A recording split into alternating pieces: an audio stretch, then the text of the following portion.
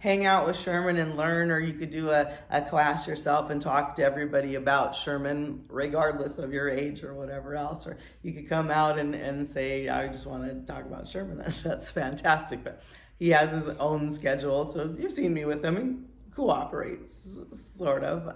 But he's a great one to talk about, that we have the differences between hibernation and things they call brumation, and the way the reptiles kind of adapt and adjust to the heat that we have out here. I've noticed online quite a few people asking the question,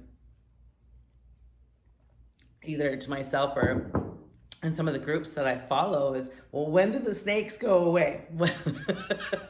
Well, they never really go away. So that's the first answer to that. The snakes out here don't go away when it gets too cold for any reptile. Reptiles don't have that sweater to put on or the heater or whatever. Their body temperature needs to be somewhere in that whole 80s to not 100, and there's that variation depending on the reptiles you're talking about and the size of them, all that kind of stuff. But the native species that are out here, when it gets cold to them, that's when they are going to go and be with other reptiles or whoever they're hunkering down with to stay warm. And you've seen on some of the videos that I've posted, we have had snow in the superstition. So yes, the fluctuation happens, but right now, so we're in September and it's still 106, and our lows are in the 80s. So can you see reptiles? Absolutely, you can. Yes, it's hot. They're out. They're searching for water. They're searching for food.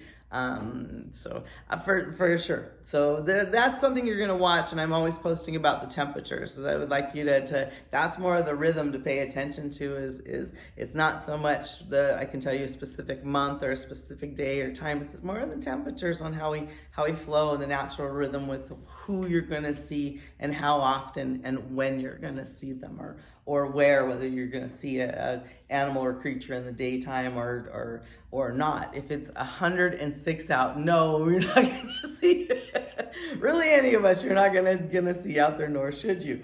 That's back to my point of hiking. We talked about the hiking and have been, and we'll continue to talk about hiking safety. You can see me through this video, 15 minutes in, I'm sweating. It's just so hot, but I do this so you guys can see the natural effect. It's hot out here. I would not recommend any hiking right now until the temperatures drop down.